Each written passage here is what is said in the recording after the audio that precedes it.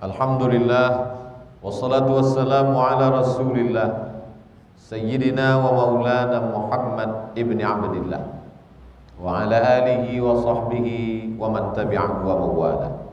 Ashhadu an la ilaha illallah wahdahu la syarika lah wa ashhadu anna sayyidana Muhammadan abduhu wa rasuluhu la nabiyya ba'da. Allahumma salli ala sayyidina Muhammadin an-nabiyil ummi wa ala alihi wa sahbihi wa barik wa sallim. Qala Allah Ta'ala fil Qur'anil azim wa huwa asdaqul qailin. A'udzu billahi minasy syaithanir rajim. Ya ayyuhalladzina amanu taqullaha haqqa tuqatih wa la tamutunna illa wa antum muslimun. Wa qala ta'ala fi ayatin ukhra, ya ayyuhalladzina amanu taqullaha wa qulu qawlan sadida yuslih lakum a'malakum wa yaghfir lakum dhunubakum wa man yuti'illaha wa rasulahu faqad faza fawzan 'azima. Ibadallah, usikum wa nafsi bitaqwallah wa ta'atihi faqad fazal muttaqun. Jamaah Jumat yang dimuliakan Allah Subhanahu wa taala, mengapa mata berkedip, mengapa kaki bisa melangkah, mengapa tangan bisa dihayunkan, mengapa telinga masih mendengar? Maka jawabannya adalah karena otak bekerja. Otak yang memerintahkan mata, otak yang memerintahkan kaki, otak yang menggerakkan tangan. Mengapa otak bekerja? Maka jawabannya adalah karena darah masih mengalir ke otak, membawa oksigen, sehingga otak itu hidup. Mengapa darah masih mengalir? Jawabannya karena jantung masih berdetak. Maka jantung berdetak, berdegup, kadangkala kencang, kadangkala pelan. Detak jantung membuat darah mengalir. Kalau jantung tidak berdetak, tidak berdegup, maka darah akan berhenti. Dia berubah menjadi nanah, membusuk. Pertanyaan berikutnya, mengapa jantung masih berdetak? Disitulah batas ilmu medis. Para dokter spesialis tak lagi dapat menjawab, karena jawaban sudah di luar akal manusia. Orang beriman akan berkata, jawabannya adalah la haula wala quwata illa billah. Kalau ada yang mengatakan jantung berdetak karena lama dipakai, mengapa ada bayi yang baru saja lahir sudah mati, meninggal dunia, padahal jantungnya belum lama dipakai? Kalau ada yang mengatakan jantung itu berhenti berdetak karena darah mengental, karena darah mengental itu maka berat dia untuk menyemburkan darah naik ke otak, menyalurkannya sampai ke ujung tangan, ke ujung kaki. Bagaimana dengan orang yang darahnya tetap encer karena tidak minum gula dan tidak ada kolesterol, rajin olahraga, toh jantungnya berhenti juga berdetak dan akhirnya dia mati? Medis tak dapat menjawab. Akal buntu. Orang beriman berkata, innalillah wa inna ilaihi raji'un. Agama membuat kita menjadi simple, mudah menjawab apa yang terjadi di atas dunia ini. Karena Allah Subhanahu wa taala tidak ingin membuat kita susah, membuat kita ribet, membuat kita jelimet, membuat kita berpayah-payah berpikir. Kita hanya disuruh memikirkan apa yang mesti kita pikirkan. Adapun yang tak perlu kita pikirkan, maka sesungguhnya kita sudah mubazir. Orang selalu berpikir bahwa mubazir itu makanan berlebih. Orang selalu berpikir mubazir itu adalah menggunakan uang berlebih. Ada mubazir yang mengerikan, mubazir pemikiran. Terlalu menggunakan akal pikiran yang bukan untuk semestinya untuk itu dia diciptakan. Untuk apa Allah buat kita pikiran? Pikiran diciptakan Allah supaya kita berpikir berapa lama lagi jantung ini berdetak. Kalau sampai masanya jantung ini berhenti berdetak, berapa banyak orang jantungnya berhenti berdetak saat khutbah, meninggal husnul khatimah dalam keadaan wudu, malaikat masih mendoakan di dalam masjid, melantangkan firman-firman Allah sabda Rasulullah sallallahu alaihi wasallam.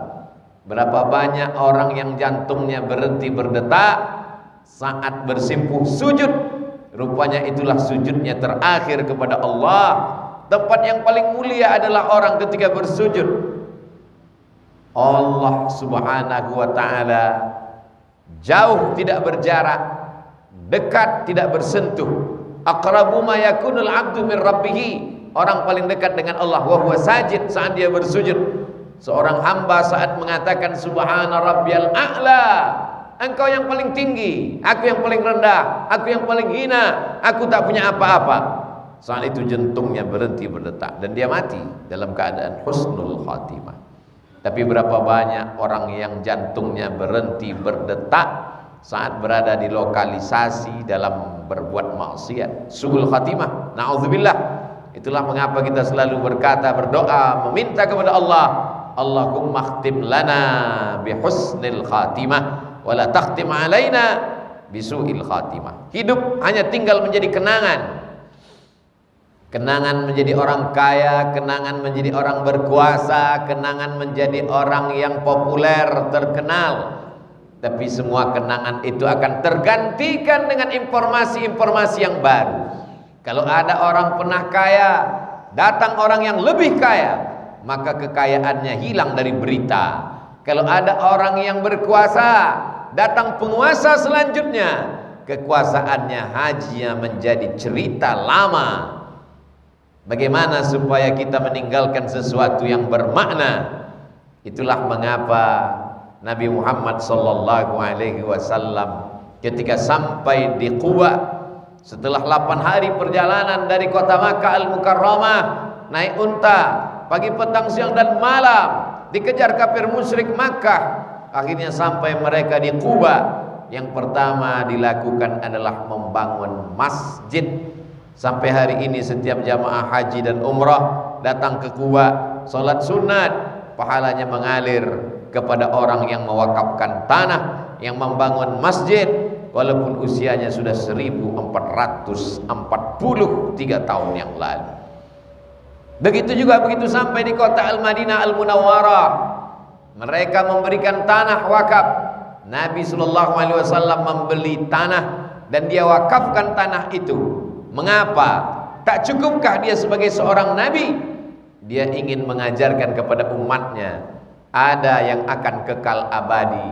Itulah dia Masjid Nabawi yang sampai hari ini umat Islam meneteskan air mata ingin datang bersolat di sana, mengalir pahalanya sampai hari kiamat. Tak cukupkah gelar-gelar menjadi wali Allah? Ala inna awliya Allah, ketahuilah wali-wali Allah la khaufun alaihim, tak ada rasa takut dalam hati mereka, walahum yahzanun, tak ada lagi sedih di hati mereka. Mereka sudah dipilih Allah, tapi mereka tetap membangun Masjid Demak namanya. Kenapa para wali itu tetap membangun masjid?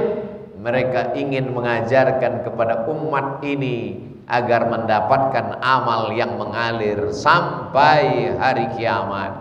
Menjadi sultan, menjadi raja, tak cukupkah menjadi raja-raja? Dari mulai Raja Delhi di Sumatera, Raja Siak di Riau, sampai kepada Raja Sultan Gadriah di Kalimantan, masuk ke Pulau Jawa, Kesultanan Cirebon, sampai Kesultanan Yogyakarta, sampai ke wilayah Raja Ampat di Papua Timur Indonesia. Sebelum itu melewati Tidore dan Ternate, mereka sultan-sultan itu membangun masjid. Mengapa? Karena mereka sadar kekuasaan akan berakhir, tapi ada yang tidak putus dengan kematian. Mereka membangun masjid. Tak cukupkah bintang 4 itu bersarang di pundaknya? Kenapa dia tetap membangun masjid di ujung pandang? Jenderal Muhammad Yusuf, karena dia tahu, sadar, akalnya panjang. Al-Kayyis, orang yang cerdas. Mandana nafsahu, orang yang mampu menekan hawa nafsunya. Wa amila lima ba'dal maut, dan dia berpikir apa yang akan kutinggalkan setelah mati. Maka dibangunlah Masjid Al-Markaz Al-Islami, pusat Islam, Islamic Center. Sampai hari ini menjadi kebanggaan saudara kita muslim di wilayah tengah dan timur Indonesia. Apa maknanya? Dia ingin mengajarkan, silakan kau menjadi prajurit, silakan kau menjadi jenderal, tapi semua akan berakhir, dan yang kekal abadi adalah masjid. Subuh, zuhur, asar, maghrib, isya, tarawih, witir, duha, iktikaf di tengah malam, mengalir pahalanya. Mereka tidak berceramah, mereka tidak berkhutbah, mereka langsung action, menunjukkan inilah amal, inilah perbuatan. Maka dalam Islam diajarkan, man bana masjidan, siapa yang membangun masjid, banallah mithlahu baitan fil jannah, dia sudah dibangunkan Allah satu tempat di surga. Begitu banyak orang yang khawatir tempat parkirnya mesti dibokingkan.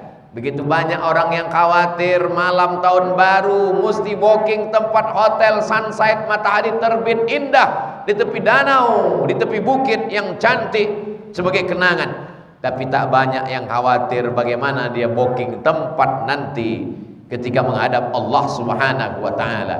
Maka orang-orang yang hebat bukanlah orang yang sukses saja di dunia, karena dunia sementara, tapi adalah dia berpikir berapa masjid yang mesti dibangun, berapa tempat ibadah selama jabatan ada, selama kekuasaan di ujung jari, amanah masih dititipkan Allah, harta berlimpah, yang dibangun rumah akan berakhir dibagi-bagi kepada ahli waris. Yang dibelikan ke kendaraan dulu terbaru, termahal, hari ini tak dipandang orang karena gaya dan model sudah berganti. Zaman berubah, tapi masjid tak pernah berganti. Dia tetaplah menjadi tempat orang beribadah, bersimpuh sujud. Dalam Islam diajarkan, ma'akalta, rezeki yang kau cari kau makan, fa'ablaita, ma'akalta fa'afnaita, yang kau makan busuk, wa malabista fa'ablaita, yang kau pakai lapuk, wa matasaddaqta, yang kau sedekahkan, yang kau wakafkan, yang kau infakkan, yang kau bangunkan ke masjid, fa'abdaita, itulah yang menjadi bekal engkau menghadap Allah Subhanahu wa ta'ala. Sayang anak dan istri, buah hati, belayan jiwa, hanya sampai ke pinggir liang lahat. Setelah itu mereka akan pulang. Yarji'usnani, yang dua ini akan pulang, harta akan pulang, keluarga akan pulang. Wa yabqa wahidun, yang tinggal cuma satu.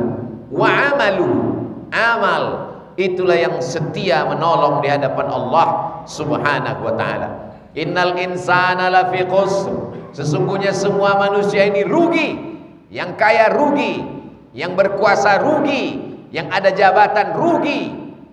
Illal ladzina amanu, kecuali hanya orang-orang yang percaya bahwa setelah hidup ini dia akan mati, dia akan masuk ke lubang tanah, dia akan mempertanggungjawabkan segala perbuatannya, kedipan matanya, langkah kakinya, hayunan tangannya, gerak lidahnya, bisikan telinga, lintasan hati dan pikiran. Inna sam'a, pendengaran, wal basar, penglihatan, wal fuad, hati dan pikiran, kullu ulaika kana anhu mas'ula, semua akan disoal, semua akan ditanya, semua akan diminta tanggung jawab di hadapan Allah Subhanahu wa ta'ala. Bagaimana dengan kucing? Bagaimana dengan ayam, kambing?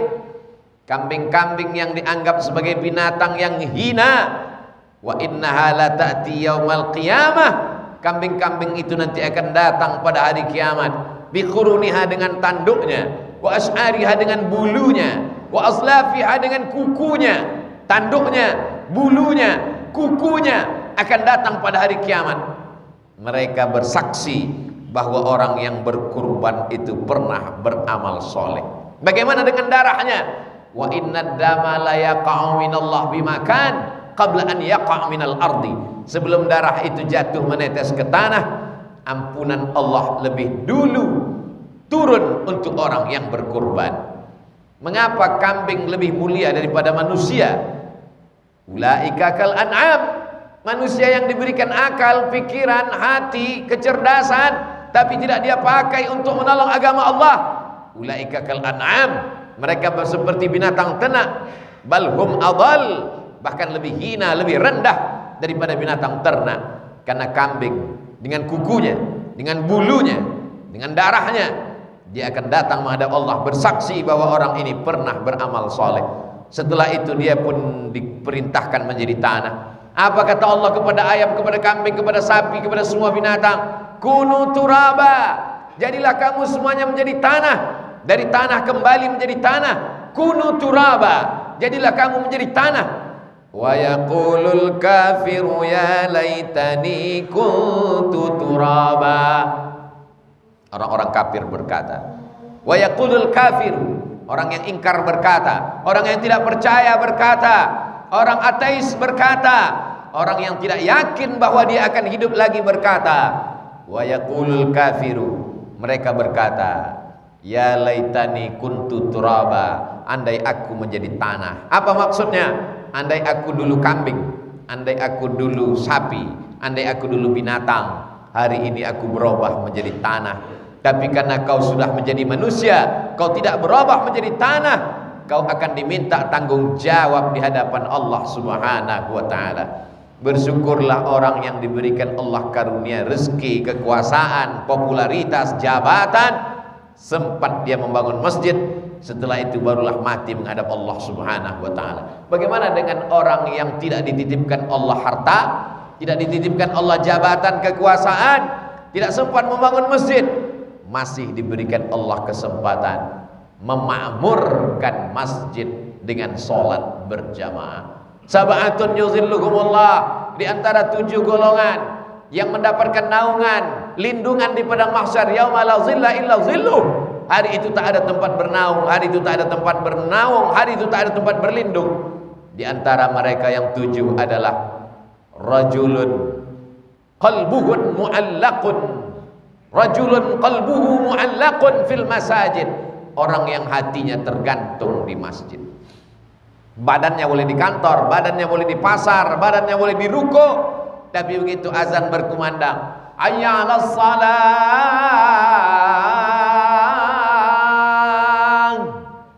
belum azan selesai, bahkan mungkin muazzin belum lagi menghidupkan mikrofon, dia sudah sholat sunat tahiyatul masjid, hatinya tergantung di masjid. Begitulah adilnya Allah Subhanahu wa ta'ala. Kalau kau kaya, bangun masjid. Kalau kau tidak kaya, makmurkan masjid. Bagaimana dengan saudara-saudara kita yang tidak dititipkan Allah Subhanahu wa ta'ala harta, tidak dapat dia memakmurkan masjid, tidak dapat dia amal mengalir, amal jariah. Masih ada 2 kesempatan. Waladun salihun, anak yang soleh. Bawa anak sholat ke masjid. Pendidikan, muru auladakum bis shalah, suruh anak kamu sholat. Wa abna'u sab'a sinin, umur 7 tahun. Kalau 7 tahun sholat, berarti umur 5 tahun sudah diajarkan surat-surat pendek, qul huwallah, qul a'udzu bil falaq, qul a'udzu bin nas, al-fatihah. Kita bukan penghafal Quran, kita bukan kiai, bukan tuan guru, bukan profesor doktor, tapi anak itu akan membaca Al-Fatihah 4 kali sholat zuhur, 4 kali sholat asar, 3 kali sholat maghrib, 4 kali sholat asar, isya, 2 kali sholat subuh, qabliyah, ba'diyah. Mengalir pahalanya. Ilmun yuntafa'u bih, ilmu yang bermanfaat. Kita tidak tampil di televisi, suara kita tidak didengar di radio, kita bukan guru besar, bukan siapa-siapa, tapi anak kita 1 hari 17 kali melantunkan Al-Fatihah, kita sudah dicatatkan mendapatkan amal jariah dengan anak soleh dan menyampaikan ilmu yang benar. Allah Maha Adil. Kalau kau punya ilmu, dapat amal jariah dengan ilmu. Kalau kau punya anak, dapat amal jariah dengan mendidik anak soleh. Kalau kau punya harta, dapat amal jariah. Tiga-tiganya ada, hartanya ada, anaknya terdidik, dan ilmu bermanfaat. Itulah orang yang paling beruntung. Ma la yudraku kulluh, la yutraku kulluh. Kalau tak dapat semua, jangan tinggalkan semua. Tak ada kata-kata terlambat. Yang lalu tak dapat kita ulang. Masa hanya 3, masa lalu, masa sekarang, masa akan datang. Masa yang lalu tak dapat kita ulang, masa akan datang kita tidak tahu tak apa yang akan terjadi. Kita isi masa sekarang dengan iman dan amal soleh. Barakallahu li wa lakum fil Qur'anil azim, wa nafa'ani wa iyyakum bima fihi minal ayati wa dzikril hakim, wa taqabbala minni wa minkum tilawatahu innahu huwal ghafurur rahim.